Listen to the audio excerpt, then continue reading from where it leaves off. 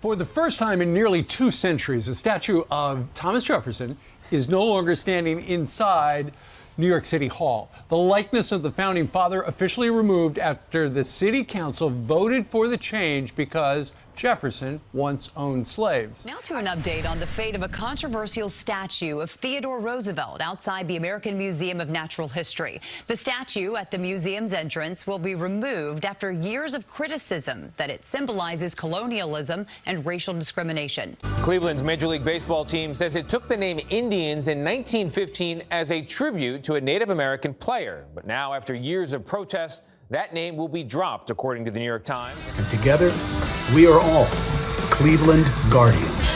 Yes, the University of Wisconsin is removing a boulder, a racist rock, which apparently is rock. Yeah, it's called Chamberlain Rock, and it's 42 tons. But it's been removed from the Madison campus because a couple of students said that the rock was a symbol of racism. Now, you might wonder, how can a rock be a symbol of racism? Well, back a long time ago, I'm talking about the 1920s, a few people referred to the rock by a racial term. So now they're getting rid of the rock.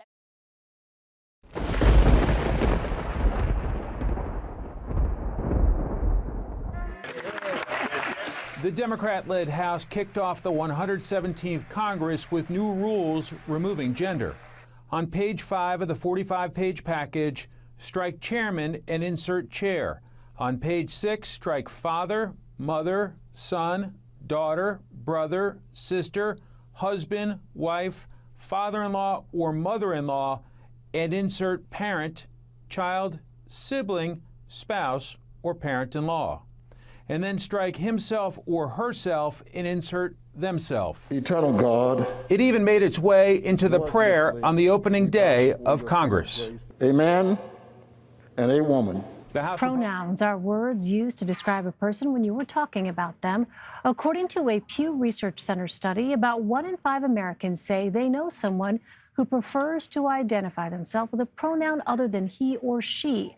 Being referred to by the wrong pronouns particularly affects transgender and gender nonconforming people. And Merriam-Webster dictionary revealed last month it is officially expanding the definition of the word they to refer to a, quote, single person whose gender identity is non-binary.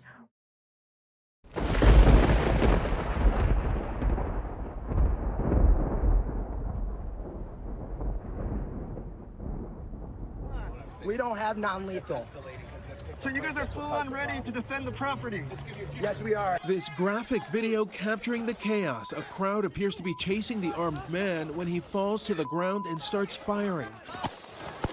The defense told a different story, arguing Rittenhouse felt threatened by Grosskreutz and acted in self-defense. When you were standing 3 to 5 feet from him, it wasn't until you pointed your gun at him, advanced on him, with your gun, now your hands down, pointed at him, that he fired, right? Correct. We, the jury, find the defendant, Kyle H. Rittenhouse, not guilty.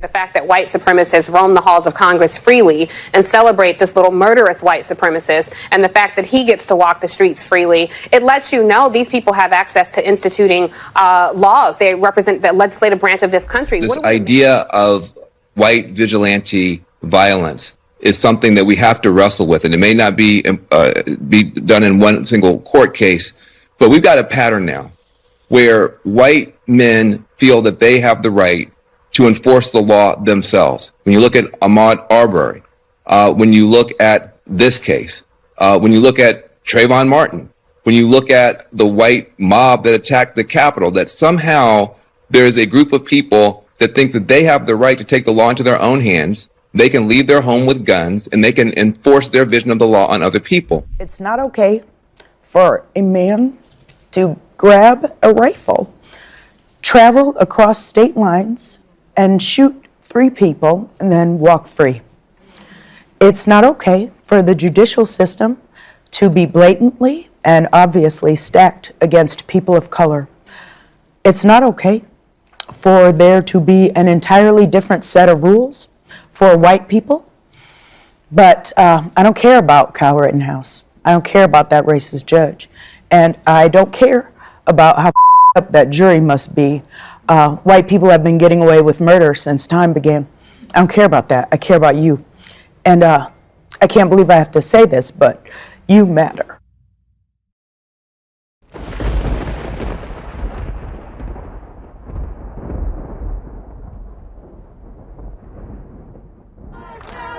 Tonight, Netflix employees walking out of the company's Hollywood office after weeks of internal backlash. If your satire is punching down, you are being a bully. Employees angered over Netflix's handling of Dave Chappelle's new comedy special, The Closer, which features jokes centered on his relationship with the trans community. Some employees calling the special transphobic. We didn't care what Dave Chappelle was doing until you come for our community. It was supposed to be a sweet post by actor Chris Pratt paying tribute to his wife, but it backfired big time. Thank you. Actor Chris Pratt is facing backlash for, of all things, posting a tribute to his wife, Katherine Schwarzenegger, for her birthday. She's given me an amazing life and a gorgeous, healthy daughter. It sure sounds like a heartfelt expression of love, and it has more than 2 million likes. But as happens on social media these days, it has backfired. Some are claiming that Pratt's use of the word healthy is a dig at his ex-wife, actress Anna Faris, and their adorable 9-year-old son, Jack. Jack was born 2 months premature and has undergone several operations. He still deals with visual impairments and heart issues. One comment goes, "As a special needs parent, you triggered me when you said she gave you a healthy daughter, like implying your last wife didn't."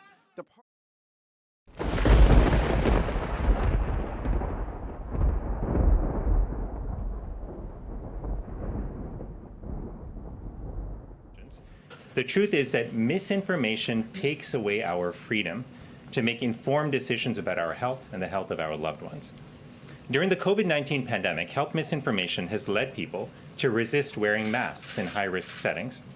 It's led them to turn down proven treatments and to choose not to get vaccinated. We've increased disinformation research and tracking within the Surgeon General's office. We're flagging problematic posts for Facebook that spread disinformation. The big concern, though, I think, for a lot of people on Facebook is that now this is Big Brother watching you. They're more concerned about that than people dying across the country because of a pandemic where misinformation is traveling on social media platforms. That feels unlikely to me. If you have the data to back that up, I'm happy to discuss it. About things that are on Facebook, I looked this morning. There are videos of Dr. Fauci from 2020 before anybody had a vaccine, and he is out there saying there's no reason to be walking around with a mask. So is the administration going to contact Facebook and ask them to take that down? Well, first, I think what Dr. Fauci has said himself, who's been quite public out there, is that science evolves, information evolves, and we make that available in a public way to the American people. Now, this is the charge just filed in California against Facebook, Twitter, President Biden, and the U.S. Surgeon General on behalf of a digital strategist named Justin Hart. Now, Hart had his social media most recently locked for merely posting an infographic that illustrated the lack of scientific research behind forcing kids to wear masks to prevent the spread of COVID. Mr. Zuckerberg, tell me about Sintra.